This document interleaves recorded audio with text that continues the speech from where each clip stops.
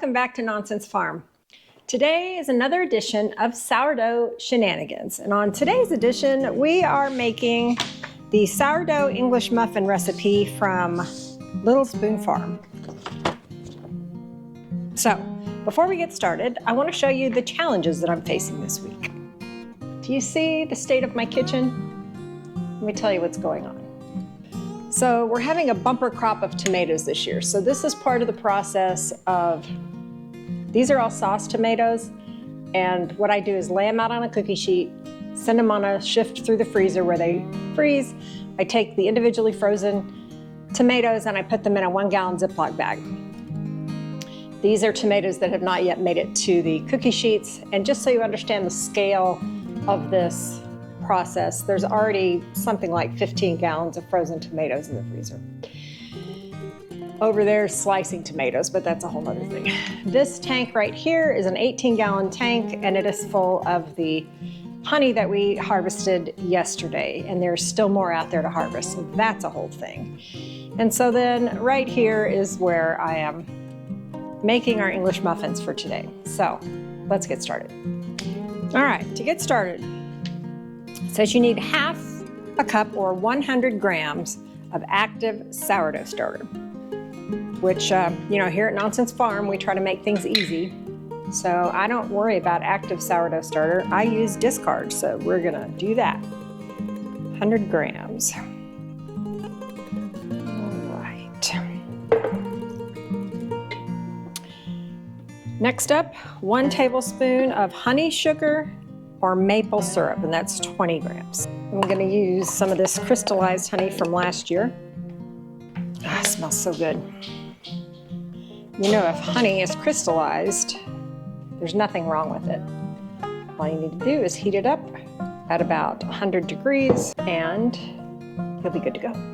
If you heat it up hotter than 100 degrees, then you'll destroy the enzymes and the goodness associated with raw honey. Don't mind if I do.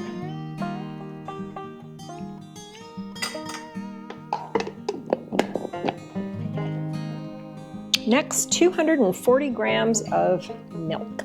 This is raw milk that I get from a local farm, so I gotta stir it up so that the fat integrates in there because it's not pasteurized or homogenized. 240 grams. All right. Next, 360 grams of flour.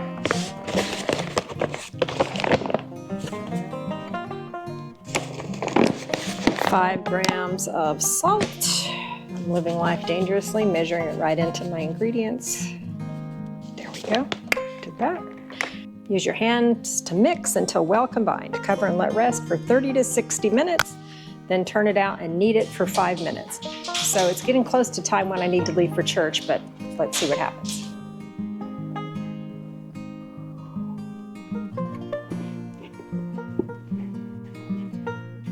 The dough is awfully cold, and that's because the liquid in it is milk that came out of the refrigerator. That's a good looking dough, I think.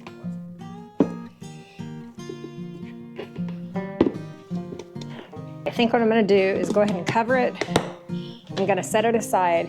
When I get home from church, then I'll knead it and I'll continue to let it rise. We'll see how that works. I'm home from church. Probably 4 hours ago is when I mixed this up.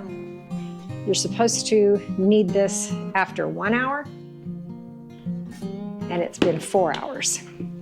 So bear that in mind if this doesn't turn out. That might be one of the reasons. I'm just trying to knead it in this container so that I don't make a mess.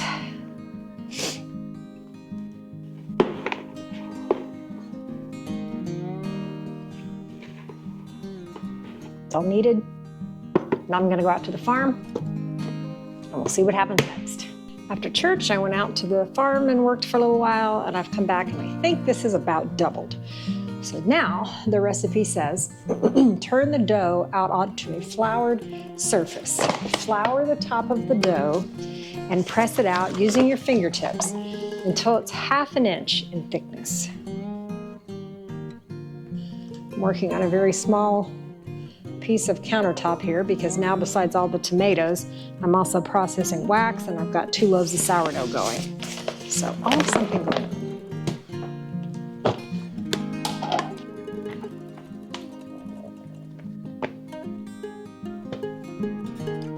I wonder why you do it with your fingers instead of a rolling pin. Any ideas? This part of my finger is 1 inch, so I'm always using it to measure things. Okay, that's good.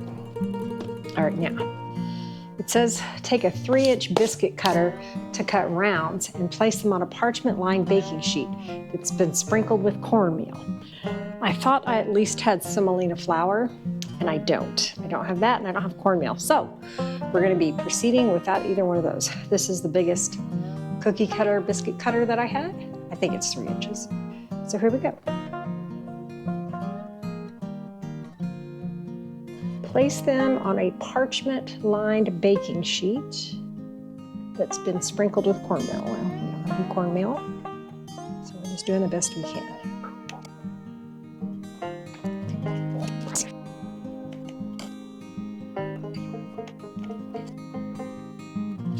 Now I'm supposed to cover them with a tea towel and let them rise for 1 hour. These have been rising for an hour, and now I have preheated this cast iron skillet on low, and I'm supposed to put 4 of these English muffins on here and cook them 4 minutes on each side. So I don't know how it's gonna work, but that's what they look like right now. We'll see. I'm supposed to cover them, let them go for 4 minutes. Stay tuned. It's been 4 minutes. Let's turn them over.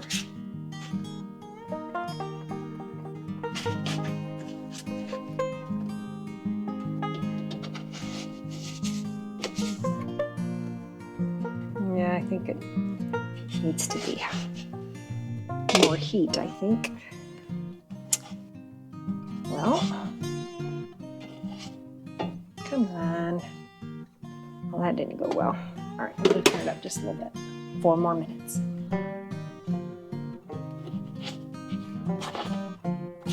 Ooh, that looks good.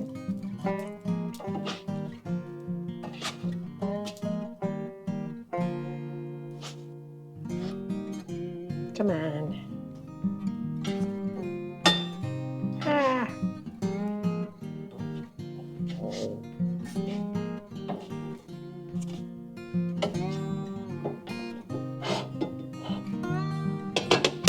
4 more minutes. The recipe also says that when they're done, they should be 200 degrees inside. So let's see if that's the case.